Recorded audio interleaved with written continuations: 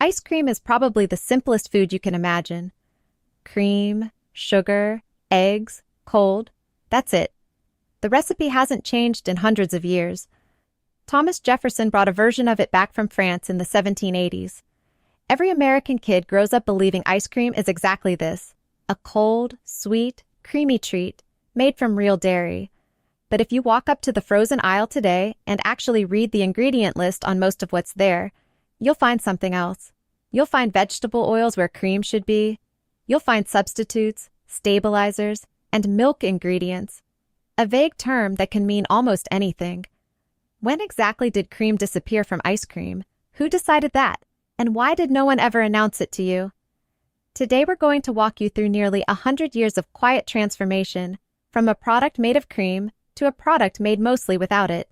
To understand what was lost, you first have to understand what came before. Until the 1940s, the word ice cream in the U.S. had a clear, unambiguous meaning: a product made from real dairy cream with a minimum milk fat content of 10%. The Federal Pure Food and Drug Act of 1906 laid the groundwork for food regulation, and state-level standards for ice cream began appearing as early as the 1910s. This wasn't just a legal definition, it reflected how the product was actually made. Local dairies produced ice cream from the milk of cows they knew by name.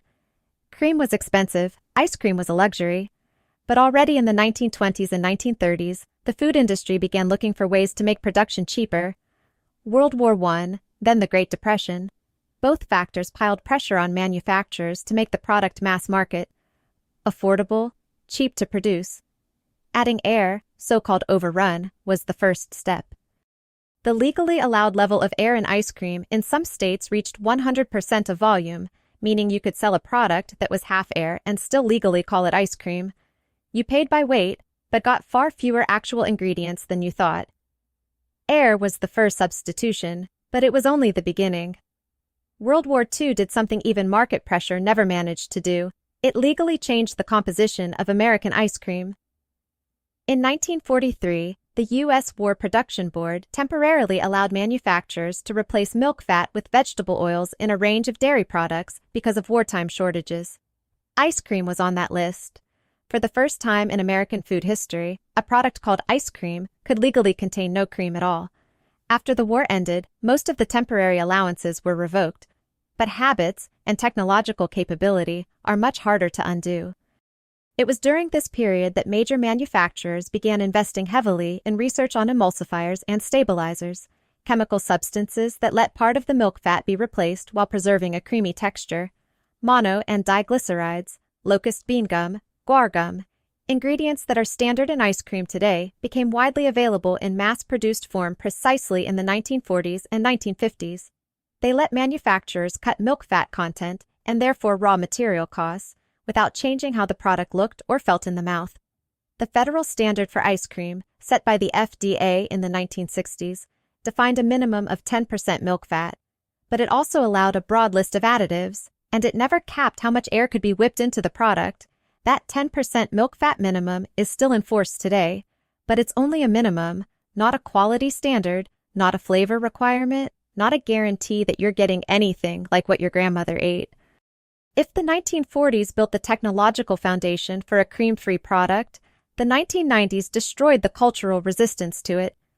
The anti-fat campaign, which hit full force in the U.S. around 1992, changed more than dietary preferences. It changed what manufacturers thought it was acceptable to sell. Once the public starts treating fat as the enemy, taking cream out of ice cream stops being a substitution. It becomes a selling point. Manufacturers reacted fast. The market for low-fat and fat-free ice cream exploded in the 1990s. Brands like Dreyer's and Breyer's launched Grand Light and Smooth and Dreamy lines. TCBY and Colombo rebranded frozen dessert as a diet product. But fat-free ice cream has a fundamental problem. Without fat, it doesn't taste good. Fat carries flavor and delivers creamy texture. To make up for its absence, manufacturers added more sugar, more emulsifiers, more stabilizers, and more air. Paradoxically, some fat-free ice creams of the 1990s packed more calories per serving than traditional ice cream, thanks to all that added sugar. But marketing beat chemistry.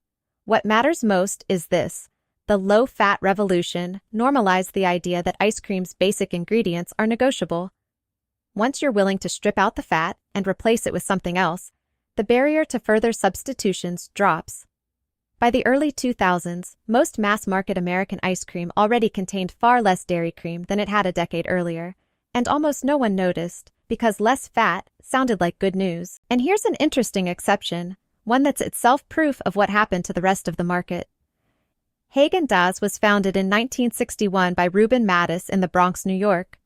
Mattis deliberately kept the ingredient list short: cream, milk, sugar, egg yolks, vanilla. No more than 5 components, no stabilizers, no extra air, and he charged a premium price for it. The fact that Häagen-Dazs, and later Ben & Jerry's, founded in 1978 on similar principles, could build a marketing identity around real ingredients tells you something important. By the 1960s and 1970s, real ingredients were already the exception, not the norm. Real cream became a premium option. What used to be the only choice turned into a luxury product with a luxury price tag. Kaibon ice cream in Brazil, Walls in the UK, Paddle Pop in Australia, mass-market brands around the world followed a similar path. The international food conglomerates that absorbed local manufacturers, Unilever bought up dozens of ice cream brands worldwide in the 1990s, Nestlé did the same, optimized recipes for global-scale production, and production at scale almost always means less cream, more substitutes. Häagen-Dazs costs twice as much, not because the company is greedier. It's because dairy cream costs more than the vegetable oils and emulsifiers that replaced it everywhere else. In 2012, something happened that should have drawn a lot more attention than it actually got. Breyers, one of the oldest ice cream brands in America, founded in 1866, quietly relabeled several of its most popular flavors. Where the package once said ice cream, the words now read frozen dairy dessert. This isn't just a rebrand, it's a legally meaningful change. The FDA standard for ice cream requires a minimum of 10% milk fat, plus certain minimum standards for milk solids. Frozen dairy dessert is a category that falls outside those standards. It allows milk fat to be replaced with vegetable oils, including palm and coconut oil, in any proportion. Why did Breyers do it? The company never explained it directly, but comparing the ingredient lists of Breyers' ice cream and frozen dairy dessert versions shows an obvious swap. Where cream used to be, there's now vegetable oil and extra stabilizers. Breyers isn't the exception. Several major brands quietly shifted part of their lineups into the frozen dairy dessert or frozen dessert category through the 2000s and 2010s. The packaging stayed almost identical. The logos didn't change. Only the small words under the product name did. The FDA doesn't require manufacturers to flag this change. There's no obligation to write notice. This product no longer meets the ice cream standard. Changing 2 words in fine print is enough, and the company can keep legally selling the product in the same packaging to the same customers. Frozen dairy dessert isn't a new category with a different flavor or a different purpose. It's a legal mechanism that lets a cream-free product be sold to people who think they're buying ice cream. Let's get specific. Classic Häagen-Dazs vanilla ice cream contains cream, skim milk, sugar, egg yolks, vanilla. 5 ingredients.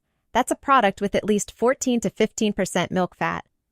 A typical mass-market frozen dairy dessert might contain skim milk, sugar, corn syrup, vegetable oil, palm, coconut, or canola, liquid whey, mono and diglycerides, locust bean gum, guar gum, carrageenan, natural vanilla flavor, annatto, coloring. That's 11 or more ingredients, and not one of them is cream. Mono and diglycerides are emulsifiers that mimic the role milk fat plays in ice cream structure. Locust bean gum and guar gum are thickeners that recreate a creamy texture. Carrageenan is a seaweed-derived stabilizer that holds everything together through temperature swings. None of these are harmful on their own, but they all serve one purpose: letting the manufacturer skip the cream. Also worth noting, the air content in mass-market ice cream tends to run far higher than in premium brands. Häagen-Dazs traditionally has an overrun of around 20%, meaning 20% of the volume is air. Some mass-market brands hit 80 to 100%. You're literally buying more air and less food for the same price. The ingredient list is the only reliable way to know what you're actually buying, not the product name, not the marketing copy on the box, not whatever nostalgia the brand triggers in you. So here's the practical takeaway. First, look for the words ice cream, not frozen dairy dessert, not frozen dessert, not frozen treat. These are legally distinct categories with different milk fat requirements. The FDA's ice cream standard requires a minimum of 10% milk fat, and while that's no guarantee of quality, it's at least a guarantee that cream is actually in there. Second, read the ingredient list. If the first few ingredients are cream and milk, and the list is short, you're closer to a traditional product. If you see vegetable oils near the top, you're looking at a substitute. Third, a higher price doesn't always mean a better product, but a product made with real cream will almost always cost more than one without it. That's just raw material math. Fourth, local ice cream makers at farmers markets and small independent brands often have simpler ingredient lists, not out of principle, but simply because they don't face the same cost-cutting pressure a billion-dollar company does. And finally, decide for yourself what matters to you. A product with substitutes isn't poison. It just isn't what it's pretending to be. Ice cream hasn't become dangerous, but it has become something different, quietly, gradually, over nearly 80 years. And no company ever made an announcement about the change. Cream didn't disappear because of one scandal or one decision. It disappeared through wartime rationing, low-fat marketing, cost-cutting pressure, and technological innovations that kept making the substitutes better, plus a labeling system that lets frozen dairy dessert sit right next to ice cream in a way most shoppers never even notice. It's not a conspiracy, it's just how food markets behave when they're optimized for scale and profit instead of transparency. But now that you know the difference between those two lines on the package, you'll never look at the frozen aisle quite the same way again. If this video changed how you read ingredient lists, hit like. It's the simplest thing that helps this channel. And tell me in the comments, have you ever actually noticed a taste difference between ice cream and frozen dairy dessert? Or did it seem the same to you? I read every comment,